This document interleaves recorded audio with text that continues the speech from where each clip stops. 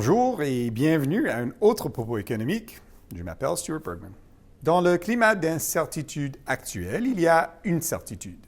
Nous assistons à la fin d'une décennie de mesures monétaires extraordinaires. Malgré la pause annoncée en janvier, la Banque du Canada a relevé ses taux de 425 points de base depuis l'an dernier et porté son taux directeur à 4,5 %. Ces mesures n'auront pas d'autre effet que ceux escomptés. Pensant le contraire serait insensé. Voilà pourquoi les hausses de taux devraient entraîner un repli graduel de l'économie intérieure du Canada. Dans ce contexte, le commerce international agira plus que jamais comme un catalyseur de la croissance et de la création d'emplois ici au Canada. Le seul problème, c'est que ces dernières décennies, nous observons une diminution de la part des échanges dans le produit intérieur brut du Canada et du nombre d'emplois soutenus par les exportations. Depuis le début du millénaire, l'apport des exportations au PIB est passé de 38 % à seulement 30 % en 2021. La raison de cette chute est simple. Le Canada perd des parts de marché, même si les exportateurs n'ont jamais été aussi mondialisés et continuent de récolter les avantages de s'approvisionner à l'extérieur du pays et de diversifier leur chaîne d'approvisionnement. Pendant l'année 2000, la contribution du Canada aux exportations mondiales de marchandises avoisinait 4 %. À l'époque, notre pays jouait dans la cour des grands, même s'il générait un peu plus de 2 % du PIB mondial. En 2021, cette part a pratiquement été divisée par 2 et ramenée à seulement 2,3 %. Le Canada a perdu des parts à mesure que d'autres marchés ont émergé. Néanmoins, notre déclin est plus marqué que celui d'autres marchés développés. Pour une petite économie ouverte comme le Canada, tributaire du commerce international, cette performance décevante a de réelles conséquences sur le potentiel de croissance du pays. Une partie du problème réside dans le fait que la plupart de nos exportations sont destinées à une poignée de partenaires commerciaux traditionnels.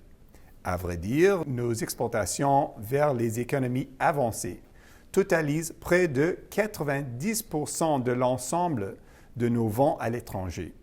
Mais ces marchés représentent seulement 50 % de l'économie mondiale et à peine 14 % de la population du globe. Dans une optique de placement, on pourrait dire que cette concentration est un peu trop élevée. Cette concentration est problématique étant donné que ces pays enregistrent une croissance plus lente, se trouvent aux étapes ultérieures de leur développement et abritent des populations généralement plus âgées et décroissantes. Cette réalité se répercute sur la vitesse à laquelle cette population consomme et la cadence à laquelle elle importe les produits du reste du monde.